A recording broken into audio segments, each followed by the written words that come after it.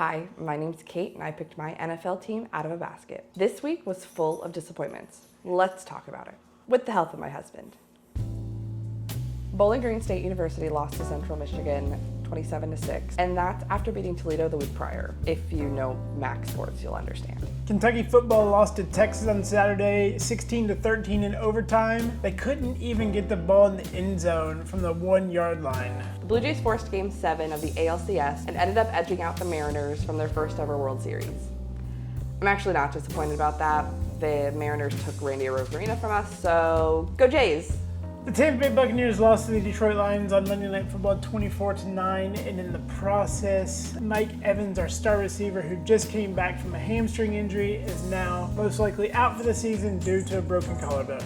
The Jags lost to the LA Rams 35-7 in London. If you look at the numbers though, the Jags technically had a better game overall, with 264 passing yards, 94 rushing yards, averaging 4.8 yards per play, versus the Rams, who had 184 passing yards, 89 rushing yards, averaging 4.4 yards a play. What killed us was penalties.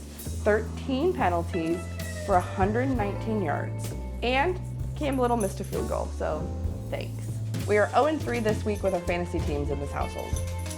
My starting quarterback was on bye, and I had Bo Nix as my backup, but per my husband's suggestion, based on his opponent, I've picked up Dak Prescott instead. Though he got me 23 points, I'd much rather have had the 40. I was actually projected to win going into Monday Night Football, but 2 of my 3 players did practically nothing, while my opponent had Jamar Gibbs, who outscored my remaining 3 players. Someone commented on my last video they wanted to see my fantasy team, so this is what my team looks like in week 8.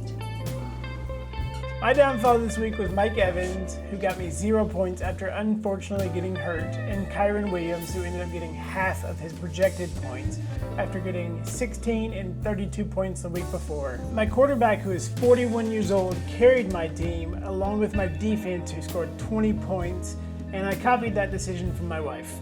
And while not on any of our teams, another notable fantasy disappointment came from George Kittle, who just got off the IR and in his first game got 0 points.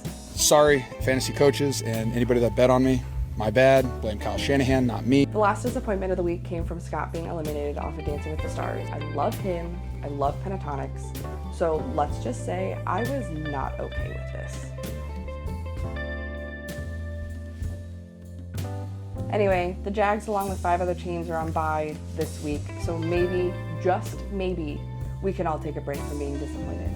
I figured I'd follow their lead and take my own bye week from posting. So stick around to see if I survive this season with the Jags. I'll see you in 2 weeks. Bye. Ugh! Hate this!